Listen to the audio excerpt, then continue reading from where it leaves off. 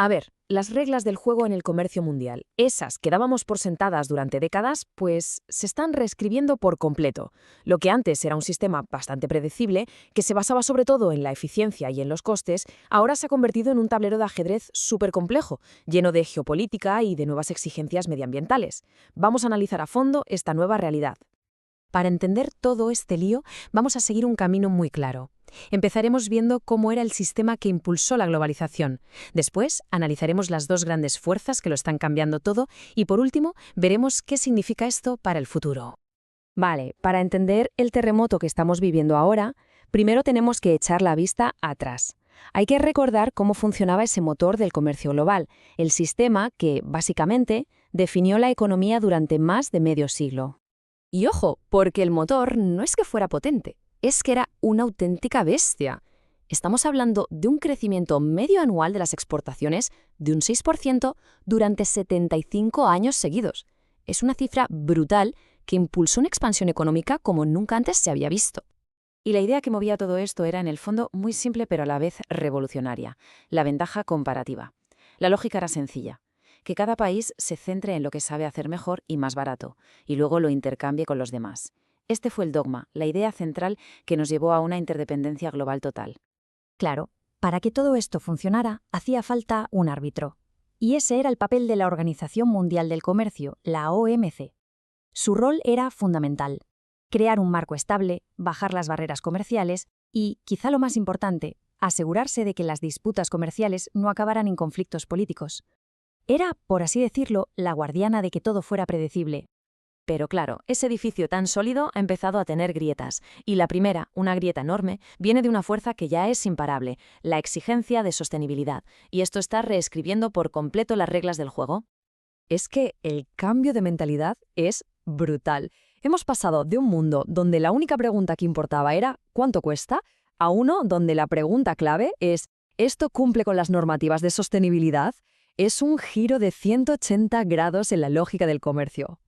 Y que nadie piense que esto es algo para el futuro, ¿eh? Ya está pasando. Tenemos ejemplos muy claros: acuerdos como CITES, que regula el comercio de miles y miles de especies. La propia OMC ya ha firmado su primer acuerdo centrado en proteger el medio ambiente, en este caso la pesca. Y la Unión Europea pues va a la cabeza, imponiendo normas súper estrictas sobre carbono y deforestación a todos sus socios comerciales. Así que la conclusión de todo esto es muy clara. Cumplir con estas normas medioambientales ya no es una opción ni una cosa de marketing para quedar bien. Se ha convertido literalmente en la licencia para operar. O cumples o te quedas fuera de los mercados más importantes del mundo. Así de simple. Vale, ya tenemos la primera pieza del puzzle, pero ahora viene la segunda gran fuerza que está sacudiendo el tablero, y esta choca frontalmente con la anterior. Hablamos del regreso de la geopolítica y del proteccionismo en estado puro. Esta cita de la directora de la OMC lo clava, de verdad.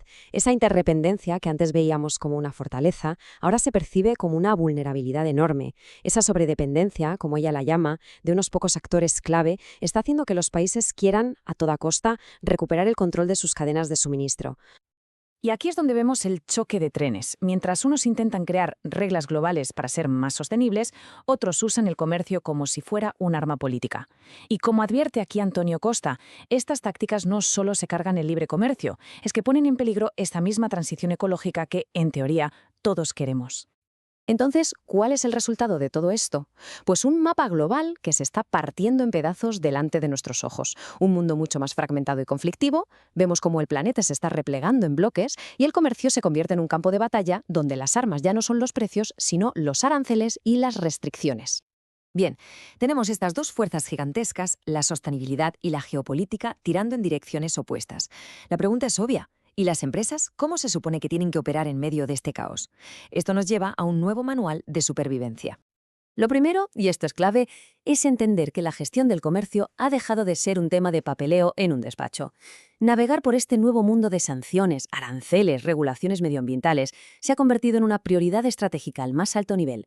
Es que la supervivencia de la empresa depende directamente de ello. Para conseguirlo, las empresas más ágiles están siguiendo una especie de nuevo manual con 3 pasos fundamentales. Primero, integrar. Los equipos de comercio, sostenibilidad y tecnología ya no pueden ir cada uno por su lado. Segundo, centralizar. Necesitan datos en tiempo real para saber qué pasa en toda su cadena de suministro. Y tercero, usar la inteligencia artificial para anticipar riesgos y automatizar el cumplimiento de todas estas normas.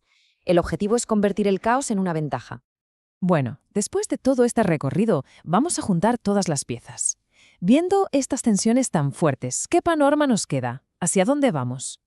Aquí se ve perfectamente el conflicto, el tira y afloja que define el comercio hoy en día. Por un lado, el sistema de siempre, el de la liberalización, el de mirar solo el precio, y por el otro, estas nuevas fuerzas, la fragmentación geopolítica y las exigencias de sostenibilidad. Son dos lógicas totalmente opuestas que están luchando por definir el futuro.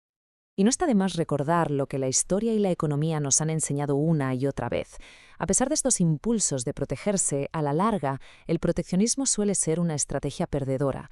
El muro que se levanta para proteger al final te puede aislar y empobrecer, dejando al país que lo practica en una clara desventaja. Así que nos quedamos con esta pregunta, que es la fundamental. El futuro del comercio mundial se decide ahora, en esta encrucijada. ¿Seremos capaces de encontrar una nueva forma de cooperar bajo estas nuevas reglas? ¿O esta fragmentación que vemos es solo el principio de un mundo comercial mucho más dividido y mucho más conflictivo?